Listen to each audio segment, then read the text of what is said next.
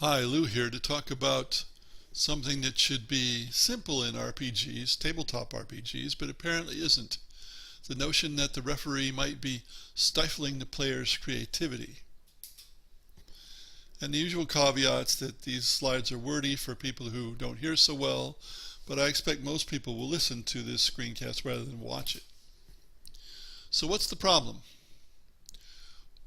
Or to put it another way, perhaps, where does creativity end and brain fever begin? This is important in tabletop RPGs because their strength is that the players can try to do anything, and then the referee decides what happens.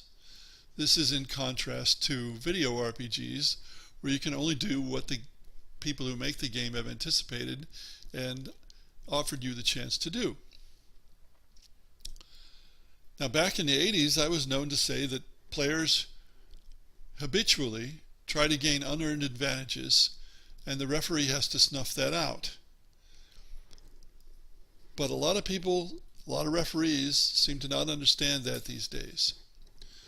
So in my approach is we're going to go gradually here from a simple attempt to some real brain fever. So, first example. A player dabs a bit of healing potion onto a wound directly, hoping to convince the GM that that is going to cure a few hit points. I'd deal with this simply. Nothing happens. That's not the way healing potions are made.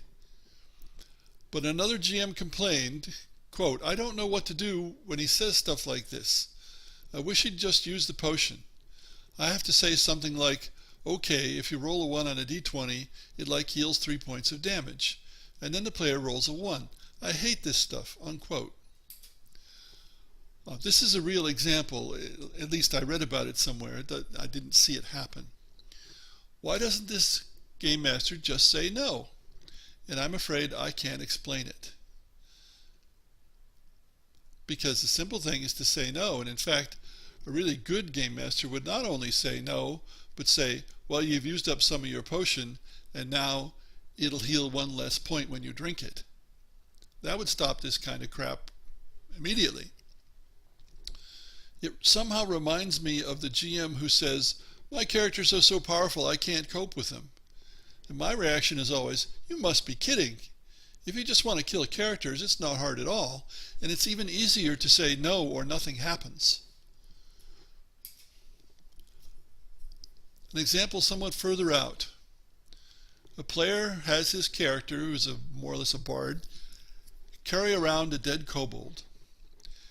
And then he tries to come up with all kinds of tricks to do with that body.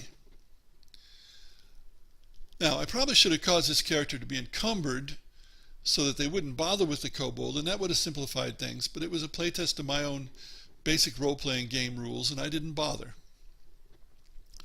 But why would I give the player any chance of success when he tries to do something far from reality?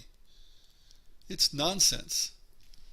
Now, you can talk about, oh, it's romantic and oh, it's fantasy and so on, but there still has to be some constraints, and one of those constraints is physics.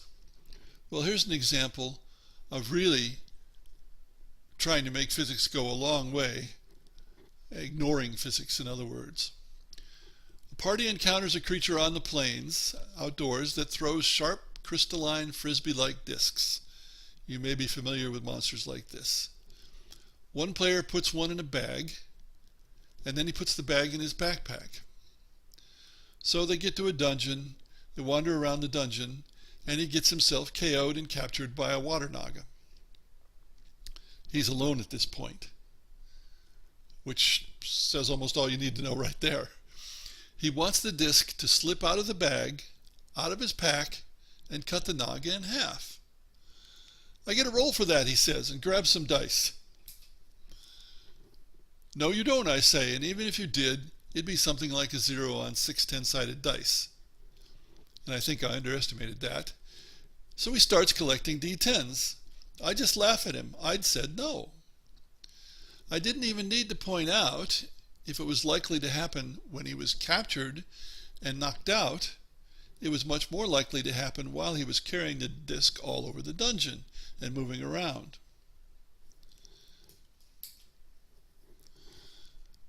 Another wild one. I was told about an occasion when a player wanted to throw a wood-burning stove. Now, this is an actual stove, I think, not a wood-burning heater.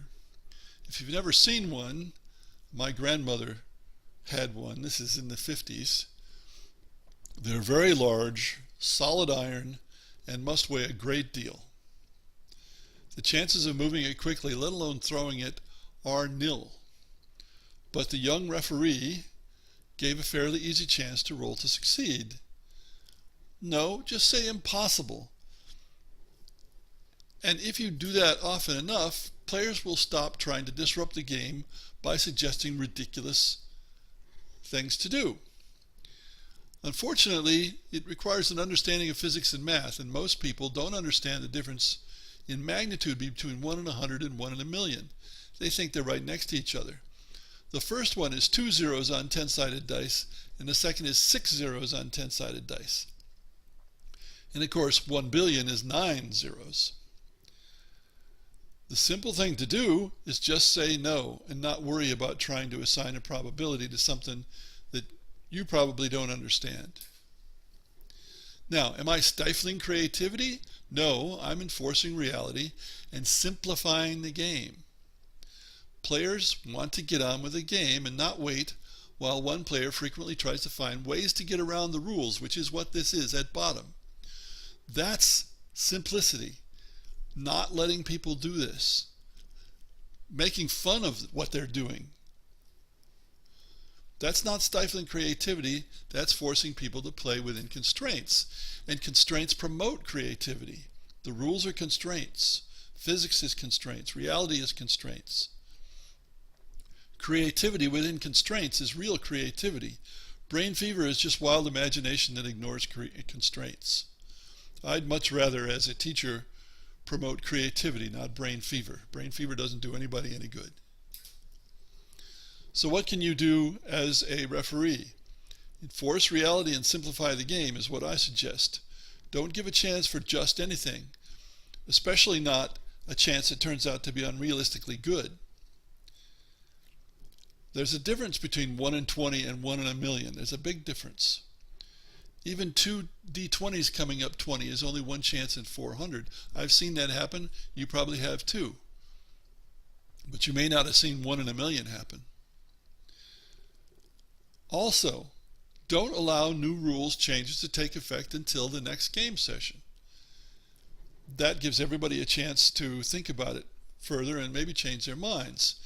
And if you also remind the players of the golden rule, which is what's good for the players is good for the bad guys, the players themselves might decide it's not such a good idea.